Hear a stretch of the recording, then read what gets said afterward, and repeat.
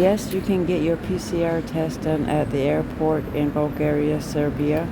Go to the post office, pay 6,020, turn to your left, go down the hallway on your right, give them your documents, passport, turn to your left, get the swab up the nose. Absolutely no mercy. Then you can step outside for some fresh air, or maybe get a coffee or croissant, whatever is available. The Nikola Tesla Airport in Belgrade, Serbia, it's not big, so it's not complicated whatsoever. It's very simple.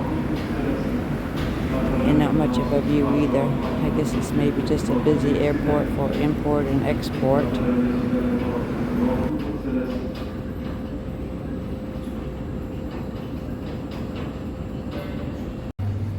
This is our plane, and they are boarding the luggage, and soon I'll be boarding the airport here in Doha and going to Bangkok. So I'm stoked, people.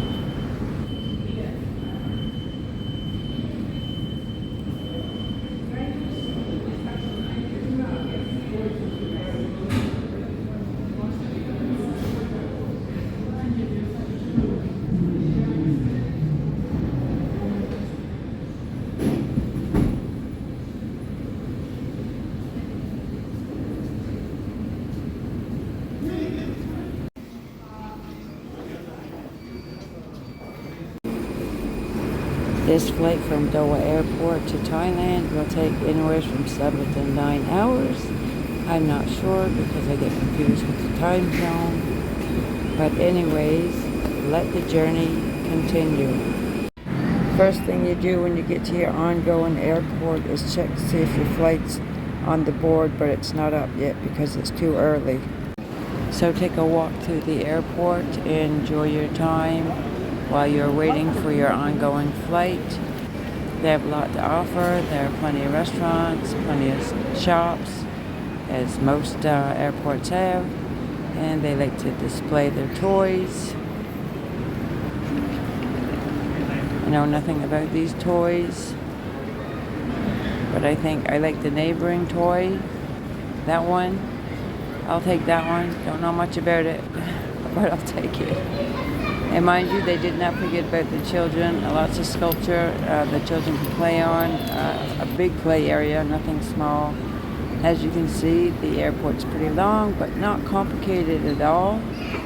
Really good, helpful people that work there that can direct you anytime.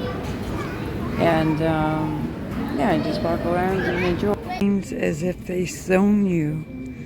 So I am in zone 2. Boarding the aircraft. It's going to be a long journey, but it's going to be worth it. Oh yeah, and by the way, when I get on all the airplanes that I flew on, getting from Eastern Europe to Southeast Asia, I had either the middle seat or the end seat. No, both of them were end seat, but not the window seat.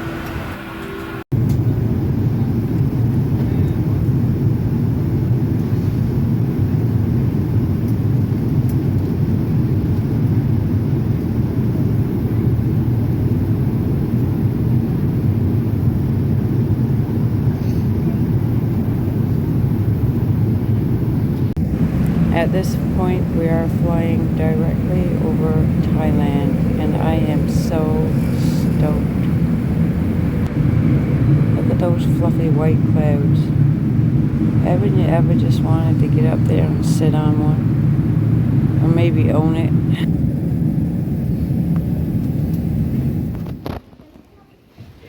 Hello, my people. Welcome back to my channel. Sorry my video was out a little late, been doing a little traveling. Welcome to Thailand. Sawadee ka, my people. Welcome to Thailand, specifically Bangkok. I'm so stoked to be here. The land of the smiles. Check it out. So, in this video, this portion of the video, I just want to talk a little bit about my flight coming here from Serbia, Belgrade. As I mentioned in the beginning and showed you the video, you can get your P.C.R. test done there. Just go to the post office, pay $6,020, which is, I forget, like $70 US, something like that, I forget. It's expensive. It's the most expensive P.C.R. test I ever took, and they go up there with no mercy. I'm sure that they got some intelligence out of my brain, but nothing I can do about it. So you just pay at the post office, and then you take a right, and you go right down the hallway. On your right, there is you give them your passport, your information, and then you go right across there and get the swab, all said and done. The Belgrade Airport, Nikola Tesla Airport, it's not a big airport, it's not complicated, it's just the kind that I like. So it worked out really well, except for when I went upstairs and I seen that's where all the people were in the lineup. I thought, oh my God, but it went really fast, really quick, and I still had plenty of time once I got through all the immigration, and I was waiting at the gate, so it worked out really well.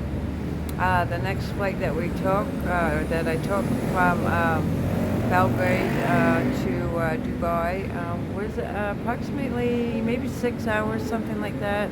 It's difficult for me to tell because of the time change, but it was something like that. It wasn't too bad on Qatar Airways, and I just want to mention that from my experience, it's a very good airline. They've been very good to me. They're very courteous.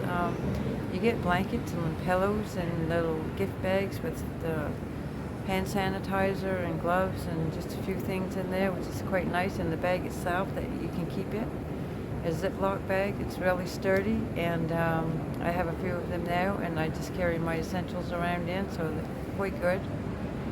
And also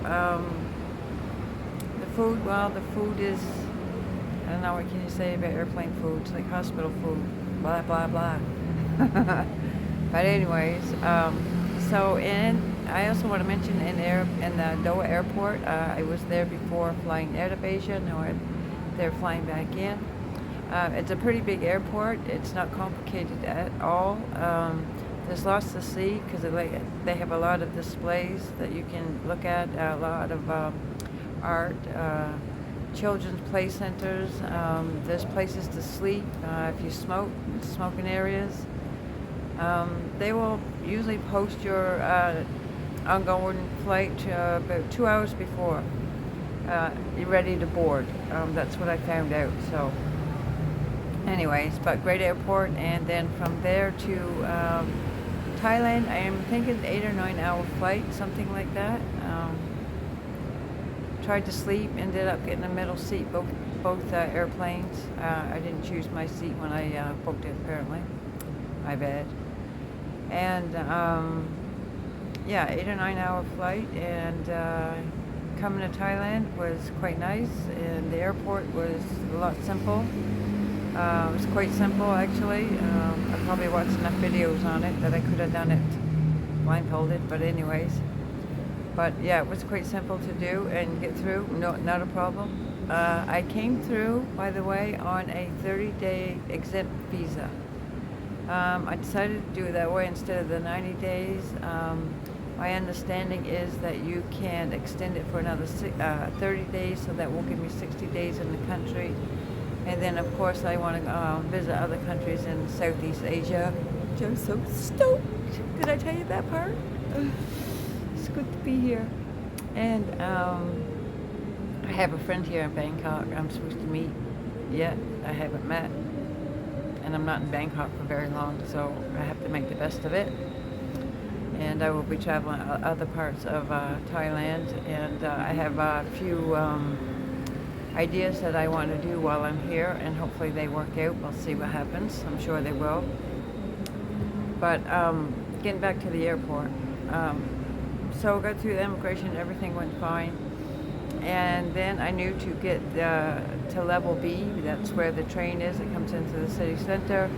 And I went down there and I got my ticket. The ticket machine's very easy. Just my advice is just try to figure out where your hostel or hotel is to the stop it will make. And that's how I did it. So my hostel's here. This is the stop I have to get off. So you get your ticket, which cost me about 45 baht. And then I went down another level and waited for the train. And they do have ATMs at the Bangkok airport, as airports do. But I've seen that question asked. So yes, they have ATMs, and I did use the ATM. I do carry cash, but that's for emergency, and I haven't felt the emergency yet to use it. So yeah, that was my journey. So I had to take that one. Then I had to get on the green line for a few stops, and got off there and managed to come to my hostel, which I'll show you a little bit of the hostel now.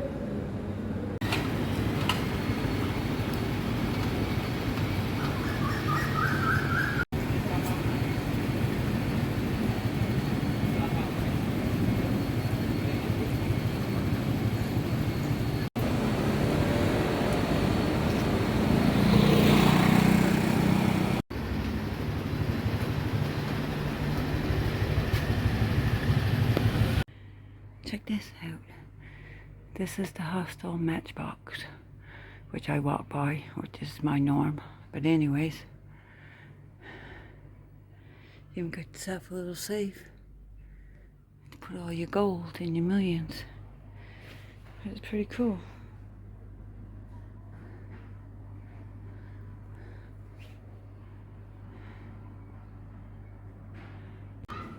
The bathrooms here were kept pretty clean, so that was never an issue. We are on level 3, and now we're going up to level 4. And then after level 4, you get the kitchen area, which is pretty cool.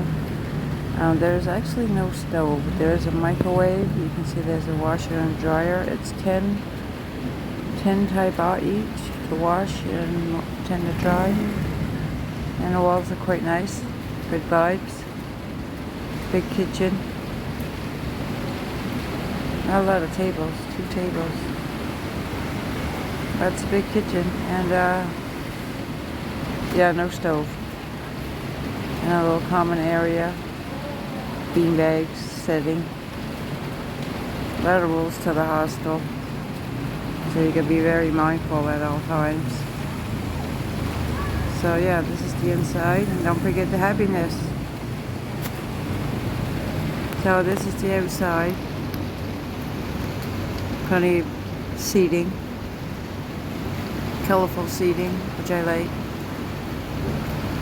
Big, spacious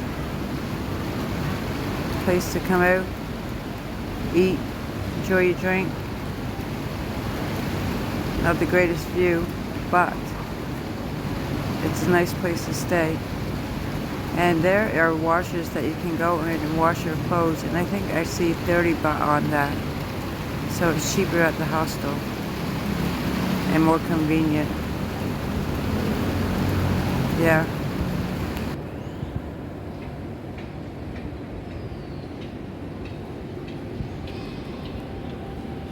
It's called the Matchbox Hostel, and I got on Agoda, and for 7 days I think I paid like 57 Canadian dollars, so that was within my budget. It was a pretty good hostel. It was pretty quiet to my surprise, actually. I thought it would be more, I don't know, more interactions and stuff like that, but I guess you're in Bangkok, people like to go out all the time.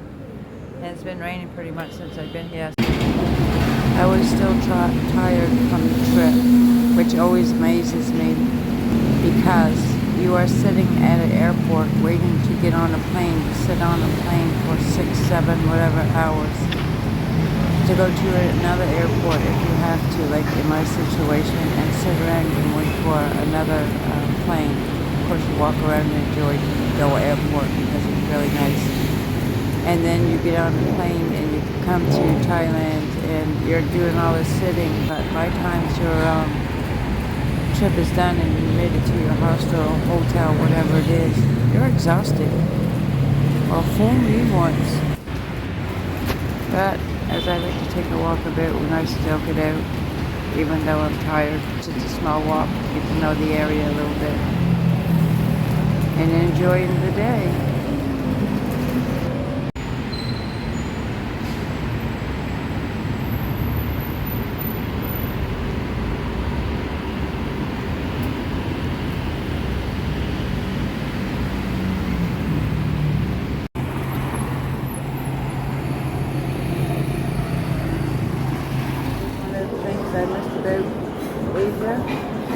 drinking coconut water, straight from the coconut. And it's nice and cold. So join me on my journey in Southeast Asia, my first country here in Thailand. It's going to be great. I got some great ideas. Some things that I want to do in order to stay in Southeast Asia a bit longer than just like the 3 months and doing visa runs and stuff like that. I've got some information, so I'm going to put it to the test and see if it works for me. So stay with me on my journey in Southeast Asia. Don't forget to subscribe, tell your friends. It's going to be great. I'm stoked. I'm excited. I already said that already. Keep you happy, and see you in the next video.